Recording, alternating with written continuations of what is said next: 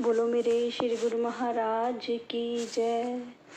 अंग संग रक्षक परम हितैषी दीन बंधु श्री युगल जोड़ी महाराज जी एक बार जिस प्रेमी का हाथ थाम लेते मानो उसका तो प्रभु से जन्म जन्मांतरों का संबंध हो जाता।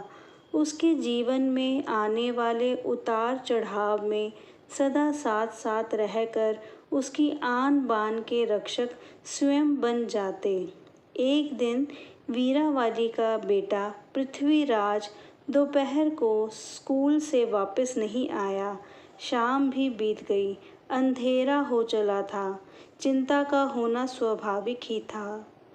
चिंतित होकर वीरावाली ने अपनी व्यथा श्री महाराज जी से कह सुनाई।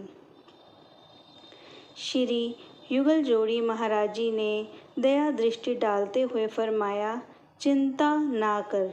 जिस मालिक का वो बच्चा है उसकी चिंता उन्हें स्वयं है।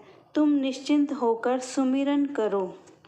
श्री मुख वाक सुनकर वीरावाली निश्चित हो गई। सारी रात बीत गई। प्रातःकाल दरवाज़ा खटखटाने की आवाज़ सुनकर जैसे ही उसने दरवाज़ा खोला तो देखा कि सामने पृथ्वीराज खड़ा है। माँ ने पूछा, बेटा रात भर कहाँ रहा?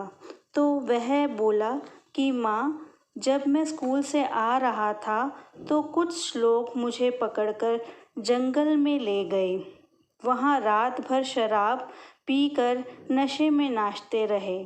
अचानक ही उन्हें एक आवाज़ सुनाई दी कि इसे छोड़ दो, नहीं तो परिणाम बुरा होगा।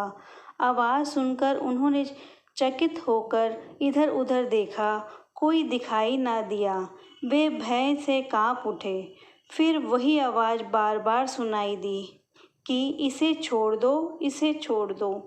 उनमें से एक बोला कि हो न हो इस बालक के सिर पर किसी बहुत बड़े पीर का हाथ है, इसे इसके घर छोड़ आना चाहिए।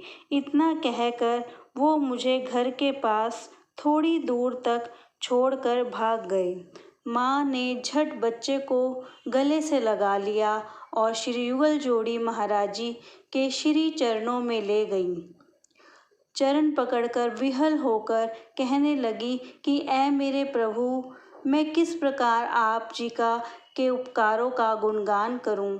आपको अपने भक्तों के लिए कैसे कैसे कष्ट सहन करने पड़ते हैं। इतना सुनकर सर्वज्ञ श्री युगल जोड़ी महाराज जी तनिक मुस्कुराए और बोले, बस इस चर्चा को यहीं रहने दो।